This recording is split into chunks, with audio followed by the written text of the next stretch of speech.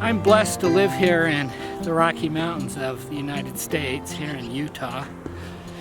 I live in Sandy. It's a community just south of Salt Lake. And I consider myself to be a bit of a gentleman farmer. As I understand it, a gentleman farmer is someone who farms, ranches for pleasure's sake. They don't do it for income, although they may earn some income. As I see it, it's to preserve a lifestyle and also to control one's food. And so that's what this channel is going to be all about. I believe that some of the most healthy things that we can do for ourselves mentally and physically, our society has stopped doing. Let me tell you about a conversation that I had with a neighbor. He told me, he and I were chatting, we're good friends, occasionally help each other on projects. We both have office jobs, and so we like to get out and do stuff when we get home. And we were talking, and he said, Randy, I don't know why, but I always have to have a project. And sometimes my wife gets frustrated with me because I'm always busy. I go to work, I come home, and I get involved in a project. And he spends plenty of time with his family, so he's not neglecting them. But she just wondered why he always has to have a project. And I said, well, I could explain that to you. Let me digress some more. When I was getting my master's degree in business administration, I took a class from possibly the only professor I knew who I thought actually was a genius. The others were hardworking, they were smart. I think he was a genius. And his name was Frederick Herzberg. If you Google Frederick Herzberg, all sorts of stuff will pop up. Even though I graduated in 1987, and he was at the end of his career then. He's still very popular. At the time that I took a class from him, he had the most republished article in the Harvard Business Review. And I learned some important things from him. His specialty was how to motivate employees. And he identified several things that are important about people just being satisfied, not only in their jobs, but in their lives. Why don't we go on down to our house? We'll leave the horses up here to play for a little bit and do a little more filming and explanation of what this channel is all going to be about.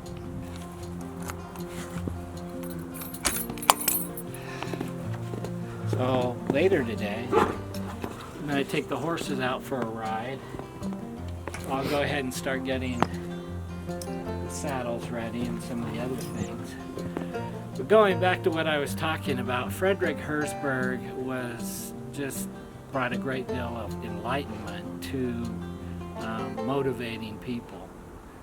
And again, he focused on the business side, but I'm using his theories to focus also just on what makes people happy. I shouldn't use the word, he used the word satisfied. He said that people gain satisfaction from a handful of things. And the ones that I want to bring in and incorporate in this channel is, number one, for the majority of the human experience, people lived on farms. They did their work together as families, as units, sometimes as towns, entire towns would go out and help each other in the fields. So there was a relationship, there was camaraderie. And then the other side is as we progress, so to speak, we went from agrarian, and then some people started splitting off and specializing in barrel making, blacksmithing, and that sort of thing. That didn't change things a lot. A lot of them still raised their kids to help them in the family business. So there was still camaraderie, but not quite as much. People did one thing here. They did nothing but blacksmithing. And the more we got away from doing as much as you had to, a farmer 200 years ago had to know how to make barrels, he had to know how to blacksmith, he had to know how to farm, and he had to know how to deal with animals. So there was a broad spectrum. They never got bored because they were never doing the same thing. The other thing is they all worked with their hands. They worked with their hands constantly. And they would work with their hands, and at the end of the day or at the end of the season, they would harvest. And a lot of people call this the law of the harvest. You plant, you sow, you work hard on something, and at the end of the day or at the end of the summer, at the end of the season, you had something to show for that. And if it failed, it was your fault, and if it succeeded, most of it was because of you too. So there's a great deal of satisfaction. We have run helter-skelter away from that plan. And now in my case, and in the case of my friend, we go to our offices, we manipulate stuff on the computer, we do a lot of paperwork, but at the end of the day, the only thing we can show that we've done something is there are more numbers on a spreadsheet and there's more paper out on my desk. I issue policies and I form policies. So that's what I produce.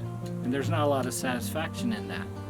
So bottom line is simply that my friend and I are always busy because we get none of that satisfaction at our jobs.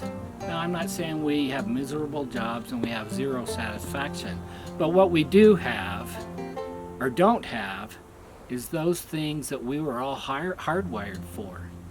And it'll take hundreds of years to unhardwire us. Instead of hardwiring us, why don't we go back to some of the simple things that have always brought satisfaction to people? And that's what this channel's all about. Dirty, healthy hands.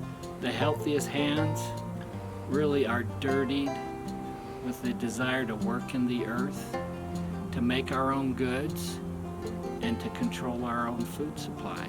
And I think that's what brings us all joy, happiness, and satisfaction.